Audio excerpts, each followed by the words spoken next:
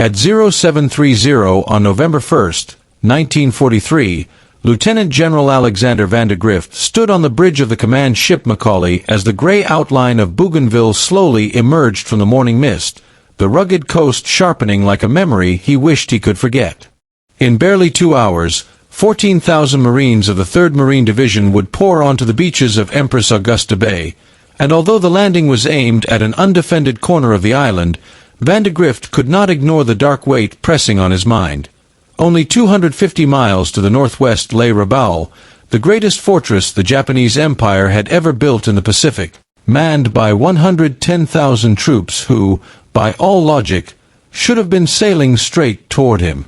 Vandegrift knew better than most what it meant to drive into a fortified Japanese line. He had commanded the Marines at Guadalcanal, where men bled for every ridge, every coconut grove, every nameless clearing on the map. Across the Solomons, thousands of casualties had been paid for objectives so small they were barely more than ink dots.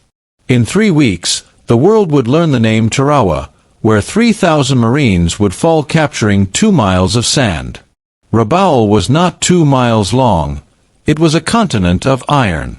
It was the Pearl Harbor of the South Pacific, a bastion the Japanese had seized from a small Australian force in early 1942 and spent the next 20 months strengthening until it resembled an unsinkable aircraft carrier carved into volcanic rock. Simpson Harbor alone could shelter 100 ships. 5 major airfields, Lakunai, Vunakanaw, Rapopo, Tobara, and Karavat, circled it in a deadly ring, their runways expanded with concrete, their revetments able to hide over 400 aircraft, including the heaviest bombers Japan possessed. Around the harbor and airfields, 367 anti-aircraft guns pointed skyward, 43 coastal defense guns guarded the beaches, 6,000 machine guns waited inside pillboxes and bunkers. Beneath it all, hundreds of miles of tunnels honeycombed the mountainside, providing underground barracks for 20,000 men, hospitals capable of treating thousands, ammunition stores holding tens of thousands of tons of explosives, and command posts buried so deeply that no bomb yet built could scratch them. More than 110,000 Japanese soldiers, sailors, and airmen lived inside that labyrinth by mid-1943, and for nearly 2 years the Allied plan had been simple: take Rabaul. Every strategic document pointed to it. MacArthur called it the key to the entire theater. Admiral King identified it as the priority for 1943. Operation Cartwheel itself had been designed to encircle and capture it by March 1944. But as planners studied the fortress and tallied the numbers, a grim truth emerged.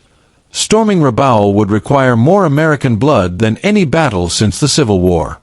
The Japanese had studied Guadalcanal and every island battle of 1942. They built Rabaul's defenses precisely to negate America's advantages. Tunnels neutralized strategic bombing. Anti-aircraft guns made air support suicidal. A garrison that size meant the Allies could never achieve decisive numerical superiority. Rabaul offered only 3 viable landing beaches, each narrow, each covered by overlapping fields of fire from carefully constructed fortifications. Intelligence officers estimated 30% casualties for an amphibious assault. Naval historian Samuel Eliot Morison would later write that Tarawa, Iwo Jima, and Okinawa would pale beside the rivers of blood that would flow if the Allies ever tried to assault Fortress Rabaul. Even optimistic projections anticipated 18,000 casualties out of only 60,000 assault troops, and that assumed everything went perfectly. Realistically, bad weather, reinforcements from truck, or failed bombardment could push the toll even higher. The numbers were intolerable. There had to be another way. The first American commander to die attempting to break Rabaul was Brigadier General Kenneth Walker, a 44-year-old air theorist who believed strategic bombing could win wars without the need for ground invasions. As commander of 5th Air Force Bomber Command, Walker viewed Rabaul as the ultimate test of air power. He flew his first mission over the fortress in September 1942. The bombers achieved nothing, driven off by fighters and dense anti-aircraft fire. But Walker was a believer in persistence. Hit them again, hit them harder, destroy aircraft on the ground, crater the runways, burn the fuel, sink every ship. Eventually, he believed, even Rabaul would crack. On January 5, 1943, Walker led 6 B-17s and 6 B-24s in a daring midday raid against Simpson Harbor.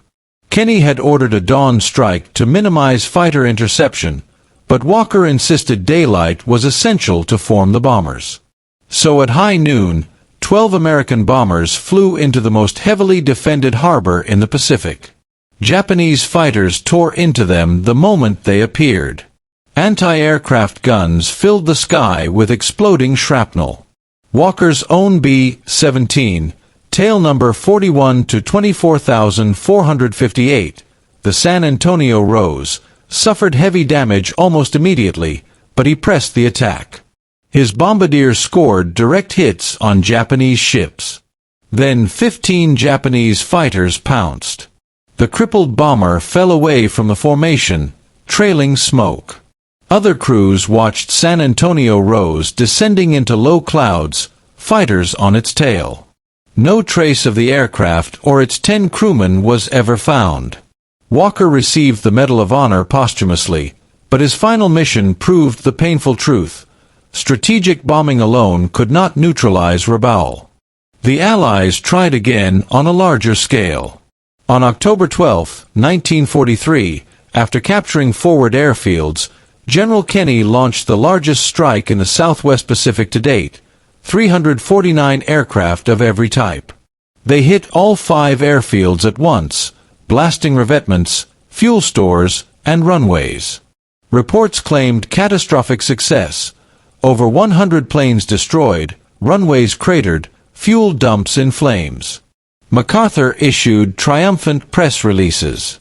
But within 36 hours, Japanese engineers repaired most of the damage. The fuel dumps had been nearly empty, and intelligence later showed fewer than 20 Japanese aircraft had actually been destroyed. The raid looked spectacular, but Rabaul barely felt it. On November 2nd, Kenney tried an even riskier approach. 72 B-25s and 80 P-38s dove into Simpson Harbor at low level, skimming the water, strafing ships and airfields. It was the most dangerous air mission the 5th Air Force had flown. But just one day earlier, the Japanese had secretly reinforced Rabaul with 173 elite carrier pilots from Zuikaku, Shokaku, and Zuho. Those aviators shredded the American strike. 9 B-25s and 10 P-38s were lost. Among the dead was Major Raymond Wilkins, who continued his attack despite multiple hits, destroying enemy vessels before crashing into the harbor. He received the Medal of Honor posthumously. Once again, casualties were heavy, results minimal. After a year of bombing, Rabaul remained fully operational. Meanwhile, the ground war in New Guinea offered no better prospects. Since early 1943, American and Australian forces had clawed their way up the coast, suffering more from terrain and disease than from battle. The jungle swallowed men whole, mosquitoes carried malaria that crippled battalions, dysentery left soldiers too weak to stand. Tropical ulcers turned small cuts into rotting wounds. At Buna and Gunna, 13,000 Allied troops fought 3 months to defeat 6,500 Japanese defenders, suffering thousands of casualties. The Japanese never retreated, never surrendered, forcing Americans and Australians to kill every defender up close, often with flamethrowers. If 2 villages cost 3,000 casualties, what would Rabaul cost? Even when operations succeeded, as at Nassau Bay, La, Nadzab, Finchafen, and the Huon Peninsula, the Japanese withdrew in good order, ready to fight again.